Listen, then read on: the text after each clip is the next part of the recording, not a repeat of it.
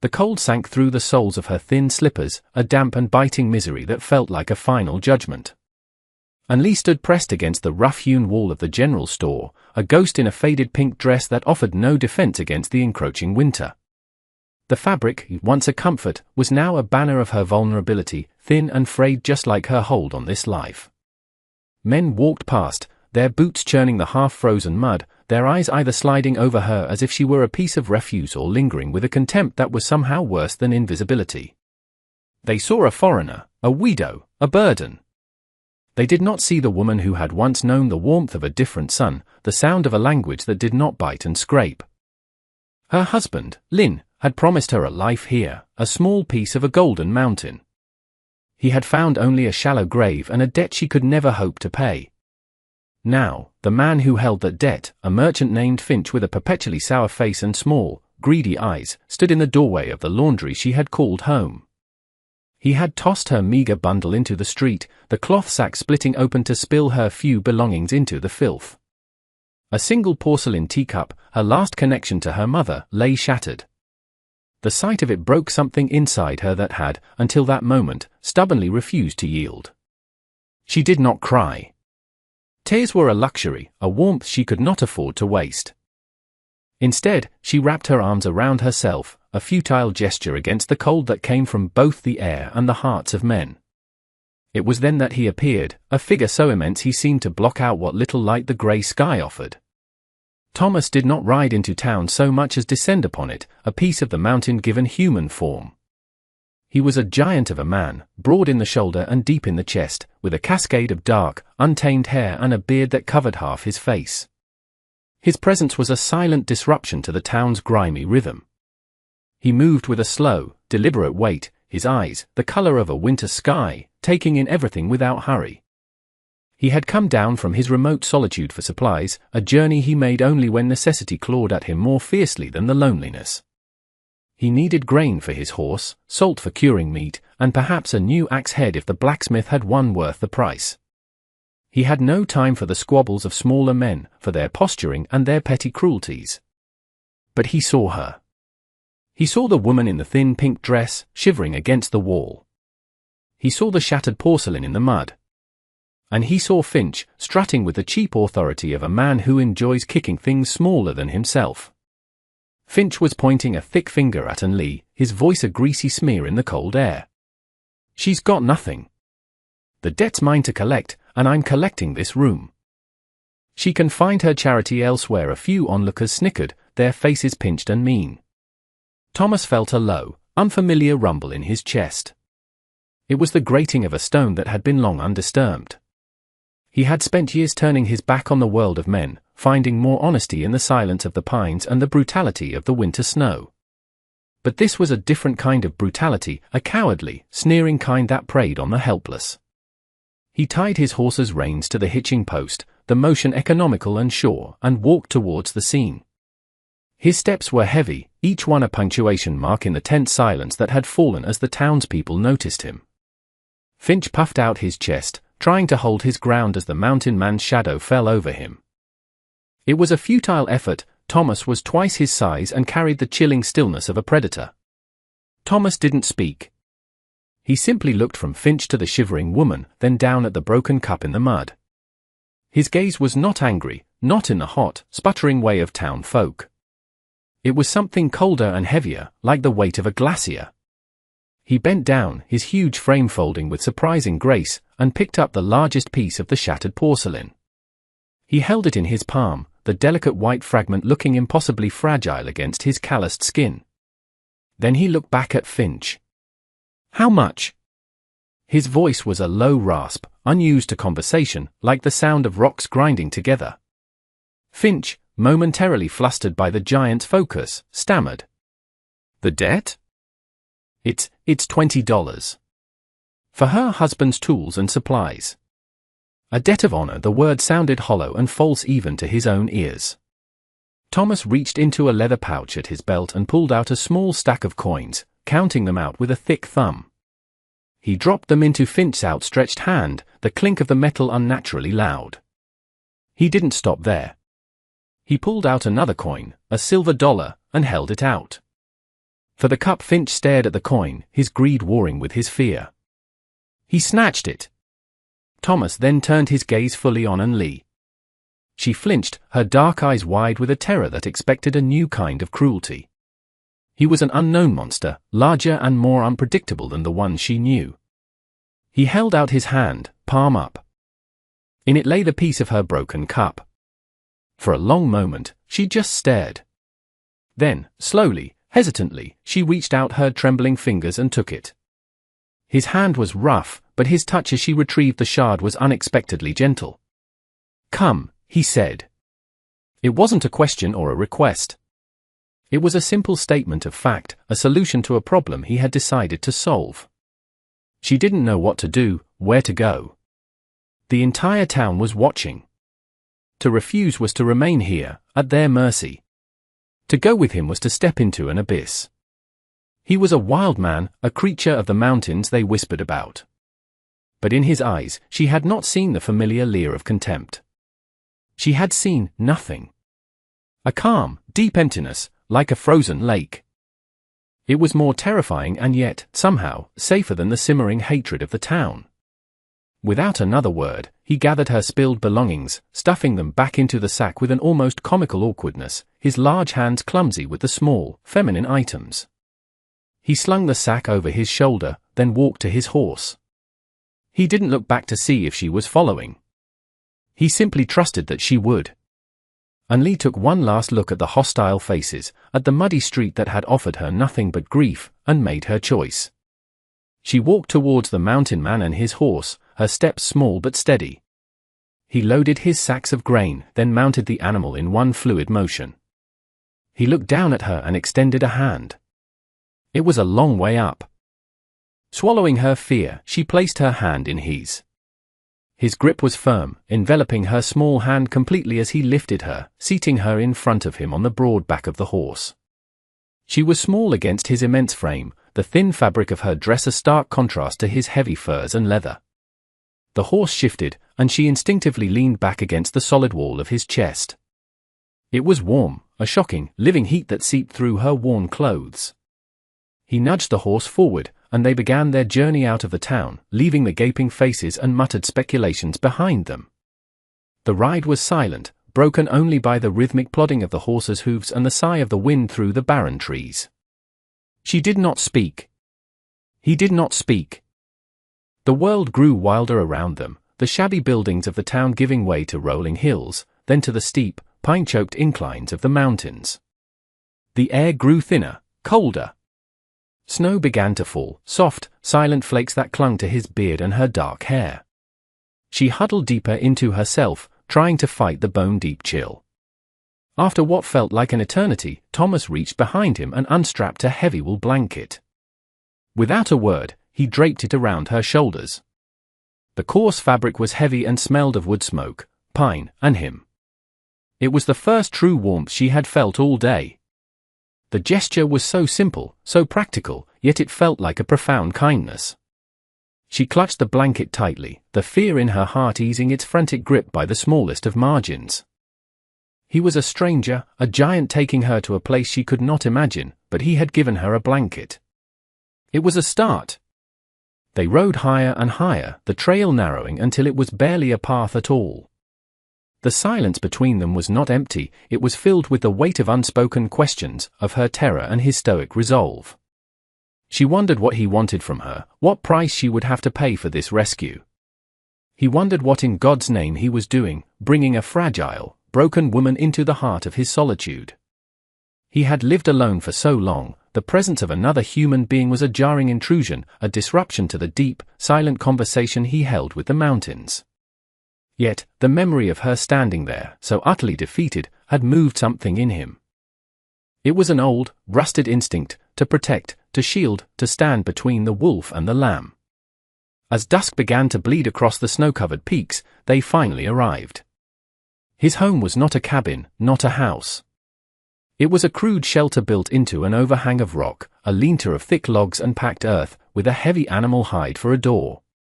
A thin curl of smoke rose from a stone chimney, a sign he had banked the fire before leaving. It was a raw, primal place, built for survival, not comfort. This was his world, and she was now a part of it. He dismounted and then lifted her down, his hand spanning her waist.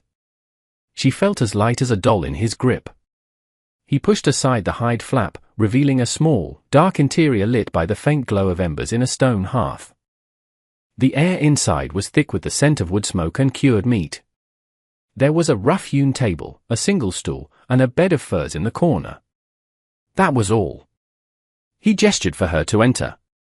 She hesitated for a moment on the threshold, then stepped inside, clutching the blanket around her. He followed, bringing in their supplies. The space felt impossibly small with him in it. He moved to the hearth, adding logs from a pile nearby until a proper fire crackled to life, casting flickering shadows on the stone walls. The warmth was immediate and life-giving. He took a tin pot, filled it with snow from just outside the door, and set it near the fire to melt. He worked with a quiet efficiency, his movements economical and sure. He seemed to have forgotten she was there, lost in the familiar rhythm of his solitary life. Anli stood by the wall, a silent observer, feeling like a misplaced ghost. She did not know the rules of this place. She did not know what was expected of her. So she did what she had always done when faced with uncertainty, she made herself useful. She took the small sack of her belongings and found a corner to place it. She unrolled the blanket he had given her and folded it neatly. Seeing a worn broom made of bound twigs, she began to gently sweep the packed earth floor, collecting the dust and stray debris from his day's work. Thomas stopped what he was doing and watched her. The small, repetitive motion of her sweeping was a strange and foreign sound in his shelter. For years, this place had known only his movements, his silence. Her quiet industry was an intrusion, yet it was not an unwelcome one. It was soft.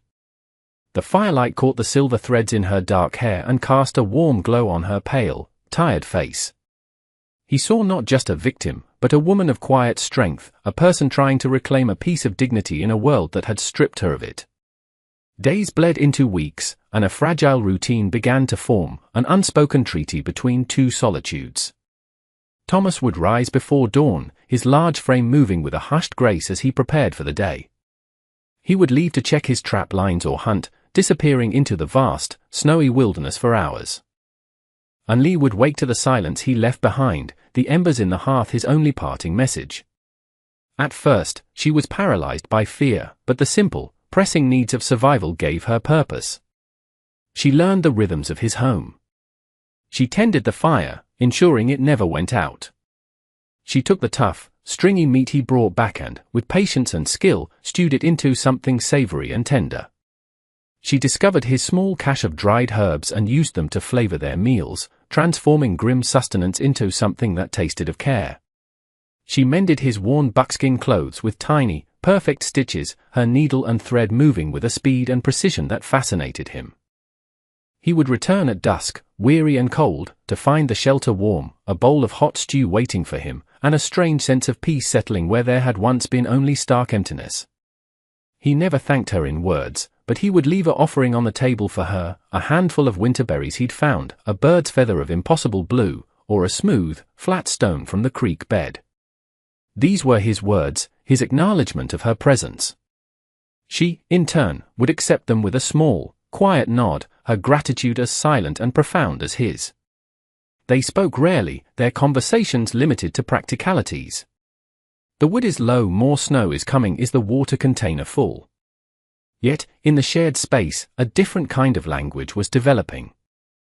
It was in the way he began to chop the firewood into smaller, more manageable pieces for her. It was in the way she started humming a soft, sad melody as she worked, a sound that filled the corners of the shelter with a gentle melancholy. He began to look for her when he crested the final ridge on his way home, his eyes seeking the flicker of firelight from his shelter, a beacon that now meant more than just warmth. It meant her. The winter deepened its hold on the mountain, unleashing a brutal, relentless cold that seemed to suck the very breath from the air.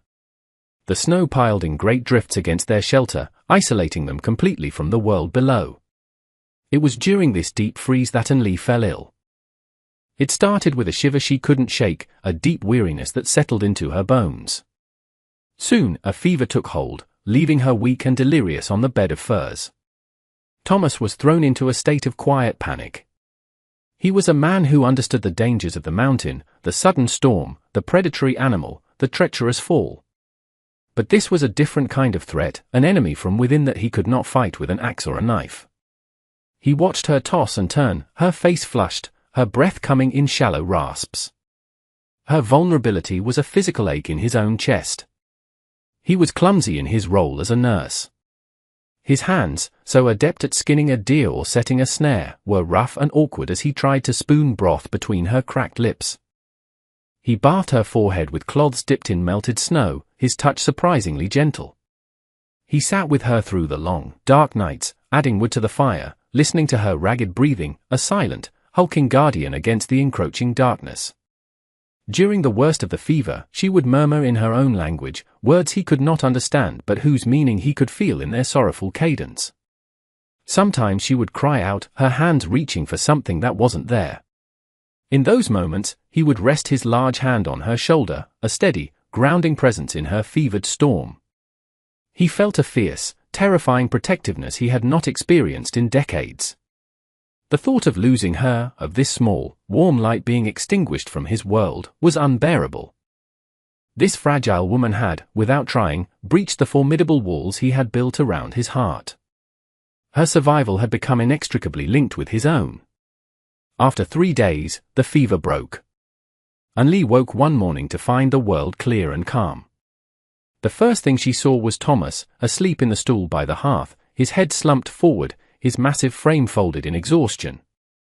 The fire was burning steadily. A pot of water was warm beside it. She saw the damp cloths on the table, the half-empty bowl of broth. She understood, with a sudden, overwhelming clarity, that he had saved her.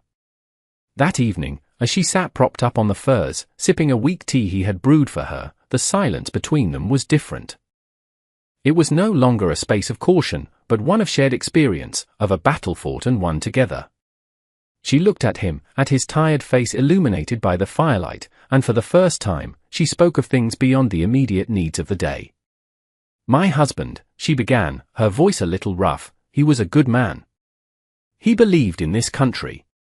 He believed people were kind." She told him about their journey, the hopes they had carried, and the slow, grinding disappointment that had followed. She spoke of Lin's death from a lung sickness and the crushing loneliness that followed, a loneliness made worse by the town's open hostility. They looked at me as if I was a disease. Thomas listened without interruption, his gaze fixed on the dancing flames. Her story was one of 1,000 heartbreaks he had heard whispers of from the world below, but hearing it from her, in this small, warm space, gave it a weight that settled deep inside him. When she finished, her voice trailing off into a weary whisper, he did not offer empty platitudes or clumsy words of comfort. He simply nodded, a slow, grave acknowledgement of her pain. He stood up and pulled on his heavy coat. He took his axe from its place by the door. "Where are you going?" she asked, a flicker of her old fear returning. "It's dark." He paused at the door, turning back to look at her. "The trees won't fell themselves," he said, his voice low and certain. "This place is not a home. I'm going to build you 1 inch." And so he began. The sound of his axe became the new rhythm of their days, a steady, resonant heartbeat echoing through the silent, snow-filled forest. Every day, he would work from dawn until the light failed, felling pines with a relentless, focused energy. He was not just cutting wood, he was carving out a future, building a fortress against the cruelty of the world she had known. An-Li, growing stronger each day, would bring him his midday meal, a hot stew in a covered pot. They would sit together on a fallen log, sharing the food in a comfortable silence, the vast wilderness their only witness. She watched him work, marveling at his strength. He could lift logs that seemed impossibly heavy, his muscles cording under his skin. He notched them with a precision that was like artistry, fitting them together so perfectly that no wind could find its way through. She began to help in small ways. She gathered moss and clay to chink the gaps between the logs. She stripped the bark from smaller branches that would be used for the roof. They worked as a team, their movements falling into a natural, unspoken partnership. One afternoon, as he was hoisting a roof beam into place, he slipped on a patch of ice. He let out a sharp grunt of pain as the heavy log grazed his arm, tearing his sleeve and the skin beneath. An-Li rushed to his side. "Let me see," she insisted, her voice firm. He reluctantly showed her the long, deep gash. Without hesitation, she led him back to the shelter, washed the wound with clean, warm water, and bound it tightly with strips of clean linen from one of her few remaining garments. Her touch was gentle but sure, her brow furrowed in concentration. As she finished, her fingers lingered on his arm for a moment longer than necessary. He looked down at her dark hair falling across her face, and felt a warmth spread through his chest that had nothing to do with the fire. It was in these small moments that their love story was written, not in grand declarations, but in shared labor, quiet care, and the steady, patient construction of a shared life. The cabin rose from the snow-covered ground, a testament to his devotion. It was small, just a single room, but it was sturdy and true. It had a proper stone fireplace he built with his own hands, a floor of smooth, split logs, and a small window cut into the south-facing wall, covered with a carefully scraped and oiled piece of hide that let in a soft, milky light. The day they moved in was a quiet celebration. He carried her few belongings from the old shelter to the new one. She laid out the furs on the new raised bed platform he had built. She placed the single mended piece of her mother's teacup on the new mantelpiece above the hearth. It was no longer a symbol of what she had lost, but a marker of where she had begun anew. That night, they sat before the first fire in their new home. The flames danced and leaped, filling the small space with a golden, flickering warmth. The cabin smelled of fresh-cut pine and clean earth. Outside, the wind howled, but inside, there was only a profound and peaceful silence. An-Li looked around the room, her heart full. It was the first place she had felt truly safe since she had left her homeland. She turned her eyes to Thomas, who was watching her, his expression unreadable in the shifting light. "Thank you," she whispered, the words feeling inadequate for the immensity of her gratitude. He just shook his head slightly, as if to say the words were not necessary. He reached out, his large hand gently cupping her cheek. His thumb stroked her skin, a touch that was both rough and tender. "I was alone for a long time," he said, his voice a low rumble. "I thought it was what I wanted." To be away from everything, he looked into her eyes, and for the first time, she saw past the stoicism, past the wildness, to the deep well of loneliness he had carried within him. "I was wrong," he finished simply. An-Li leaned into his touch, her eyes closing. She raised her hand and placed it over his, holding his hand against her face. No more words were needed. In the heart of the unforgiving mountains, in a small cabin built by hands of love, two broken people had found not just a shelter, but a home. They had found each other. The seasons turned. The deep snows of winter slowly receded, giving way to the tender green shoots of spring. The mountain came alive with the sound of melting ice and birdsong. Life for Thomas and An-Li settled into a new, peaceful rhythm, one dictated not just by survival, but by companionship. He taught her the names of the mountain plants, which ones were for medicine, which for food. She taught him how to cultivate a small garden in a sunny patch of cleared land near the cabin, her hands coaxing life from the stubborn soil. They were rarely more than a few feet apart, yet their life was not one of clinging dependence.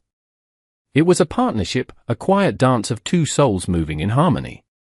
He would still go out to hunt, but he was never gone for long, and he always returned to the sight of her working in her garden or the smell of bread baking in the small stone oven she had ingeniously built beside the cabin. Her quiet laughter, a sound he had never expected to hear, became as much a part of his world as the cry of the hawk or the rustle of the wind in the pines. She learned to read the sky with him, to know when a storm was brewing in the west. He learned to understand the subtle shifts in her moods, to know when she was thinking of the past by the distant look in her eyes.